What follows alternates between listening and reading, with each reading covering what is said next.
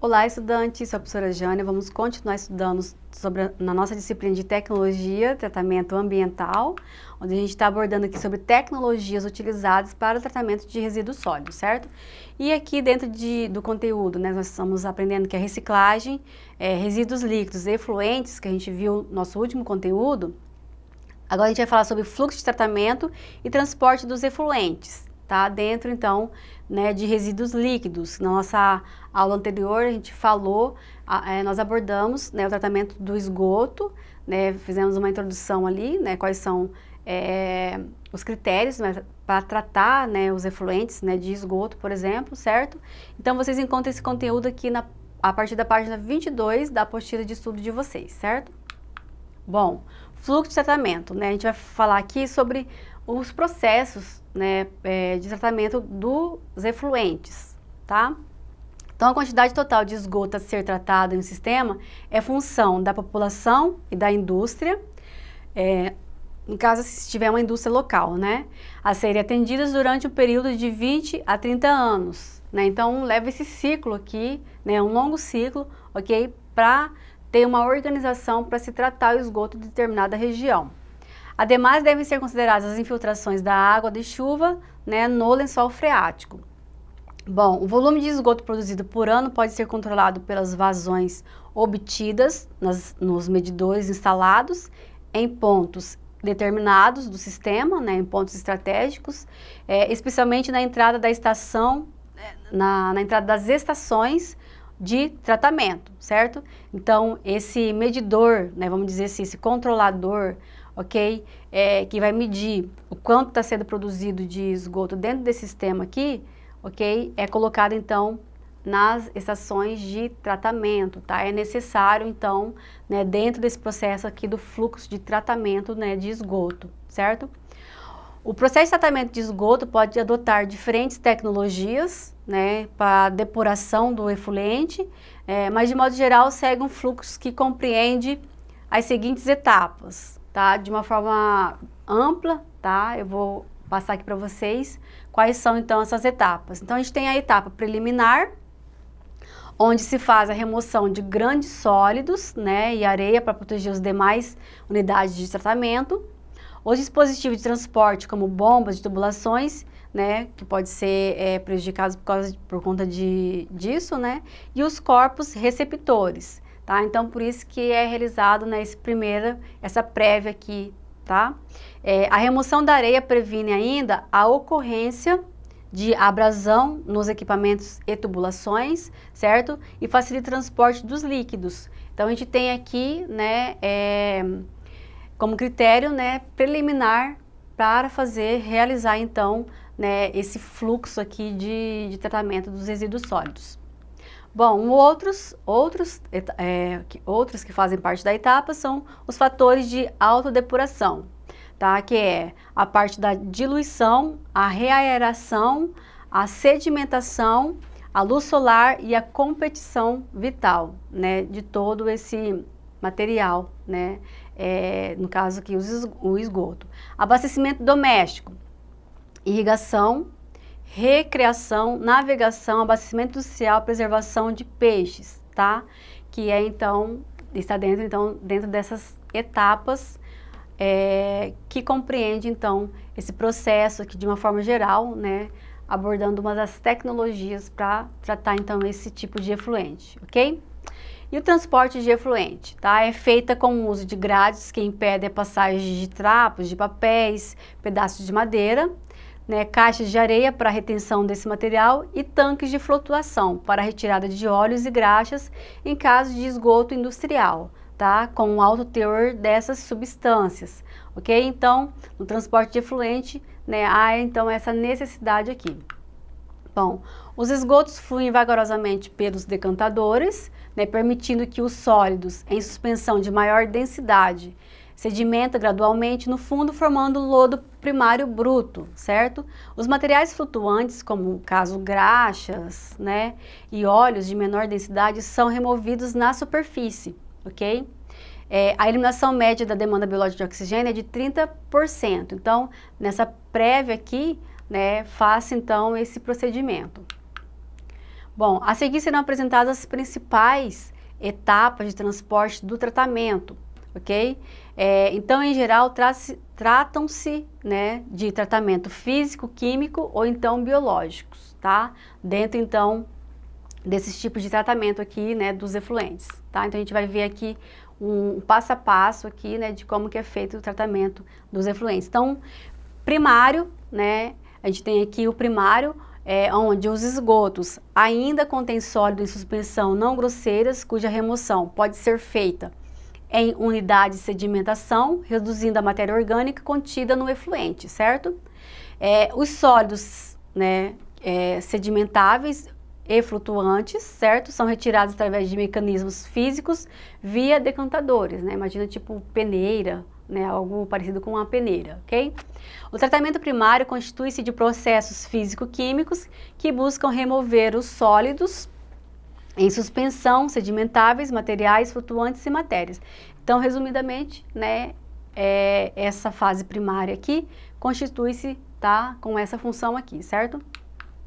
Então, aqui a gente tem, né, essa etapa aqui de tratamento, ela é importante porque inicia aqui, como a gente está vendo, né, a alteração das propriedades poluidoras dos efluentes, né? Então, a gente vê aqui o esgoto, né, a gente pode ver aqui o que já tem, né, vamos dizer assim, decantado aqui, né, de material para ser, então, né, separado. E secundário, processa principalmente a remoção de sólidos, né, e de matéria orgânica não sedimentável, eventualmente nutrientes como nitrogênio e fósforo, tá? Então, esse aqui já é o processo, né, secundário, certo? Após as fases primária e secundária, a eliminação de DBO deve alcançar 90%, tá? Onde vai ter mais, né, dizer assim, oxigenação naquele efluente, tá? E a etapa de remoção biológica dos poluentes e sua eficiência permite produzir um efluente em conformidades com o padrão de lançamento previsto, então, na legislação ambiental, que a gente vai ver isso nas nossas próximas aulas. Bom, são produzidos fenômenos naturais de estabilização, ok, da matéria orgânica que ocorre no corpo receptor, tá? Então, isso aqui a gente até já falou, né, que são produzidos fenômenos, né, naturais ali, onde vai se medir o DBO ali, né, para ver a produção, né, a presença de oxigênio que tem ali, né, com relação, por exemplo, àquela matéria orgânica, né, que tem ali onde vai ter bastante micro-organismos, tá? Então, essa etapa é constituída de processos bioquímicos que podem ser aeróbios, né, com oxigênio, presença de oxigênio, e anaeróbicos sem presença de oxigênio, ok? O produto final dessa etapa é rico em matéria orgânica, nitrogênio, fósforo e nutrientes, possibilitando seu uso na agricultura ou utilizar, né, num plantio, né, de por exemplo, reflorestamento, tá? Pode ser descartado até, né, levado, por exemplo, para um aterro sanitário, dependendo do produto, né, que resultou ali, né, se tiver algum produto tóxico, por exemplo, tá? E pode também ser levado para incineradores, tá? Então, isso aqui é uma imagem onde mostra, e nessa fase também tem o lodo, né, onde também o lodo ele é, vamos dizer assim, tratado, tá? É uma fase também que pode encontrar bastante lodo e às vezes chamam, né, isso aqui, né, de lodo, e esse lodo, né, também pode ser reutilizado, né, como eu coloquei aqui, tá? Isso aqui é uma imagem, né, que demonstra essa fase aqui secundária, tá? Bom, e aqui a gente tem a fase terciário, certo? Que é a remoção de poluentes tóxicos ou não, certo? Então, basicamente aqui, nessa fase terciária, utiliza-se o efluente não tratado para fins não potáveis, né, como lavagem de ruas, por exemplo, né, de calçadas, né, porque mesmo tratado ainda é possível conter elementos como nitrogênio e fósforo, né, e também micro-organismos, tá? Assim, o tratamento terciário serve para remover essa substância através de técnicas de filtração, ozonização, cloração, osmose reversa, dentre muitas outras, tá? Então, a gente vê que tem bastante tecnologias aqui para ser utilizadas, mas tem que avaliar, né, o custo-benefício, tá? Então, se for só utilizar, por exemplo, para lavar ruas, né, será que é preciso deixar tão pura essa água, né? Será que é possível utilizar a cloração, no caso o cloro, para matar os micro-organismos, tá? Então, tudo isso é avaliado, certo? Então, nesse processo aqui terciário, né, o foco aqui vai ser eliminar, né, os poluentes tóxicos aqui, né, para já poder utilizar, né, esse efluente que foi então tratado, certo? Bom, aqui a gente tem uma imagem onde mostra o resultado final, né, então a gente tem aqui um efluente bruto, né, a imagem de efluente bruto, o lodo do reator aeróbio, como eu comentei com vocês sobre o lodo, certo? Lodo do retorno do decantador, né, onde já tem mais, né, decantação, certo? E aqui já o efluente que foi tratado, certo? Aqui nessa imagem também a gente pode ver, tá? Onde a gente tem aqui o efluente, né, bruto, e aqui a gente já tem um efluente tratado, certo? E como eu falei para vocês, depende do objetivo de reutilização desse efluente, né, para ser melhor tratado ou não, tá? Tem as técnicas de tratamento, por exemplo, para micro-organismos, tá? Existem os protocolos para isso, né? E também está tudo dentro da legislação, né? Nas nossas próximas aulas a gente vai falar sobre a legislação do CONAMA, que é voltado, né, para essas tecnologias aqui de reciclagem, ok?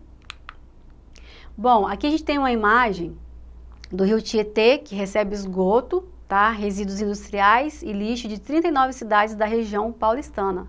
Então, a gente já até viu isso aqui em reportagens, né? Então, assim, eu deixei essa imagem aqui para uma reflexão de você como estudante em técnico de meio ambiente, né? Qual seria, né, uma proposta, um estudo, né? Você dentro de uma empresa para poder resolver esse problema, né? Eu sei que muitos profissionais, né, que são capacitados, precisam, né, dentro de uma empresa, de recursos, né?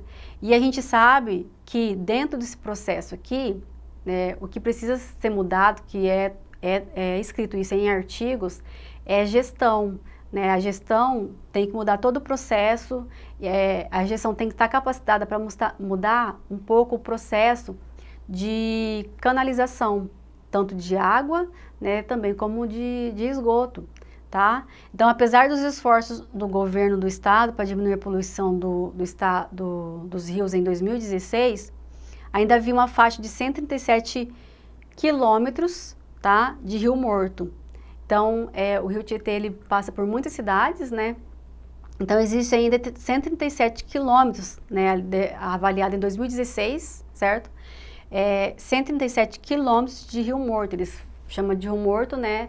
Esse rio que, quando está contaminado por efluentes, no caso esgoto, né, não vai ter vida ali, né? Por exemplo, os plânctons, os filoplânctons, né, não conseguem sobreviver num ambiente tão poluído, né? Assim como os peixes, ok? Então, fica a reflexão aí para vocês, ok? Bom, espero que vocês tenham aprendido. Desejo muitos entusiasmo no estudo de vocês e aguardo vocês na nossa próxima aula. Até mais!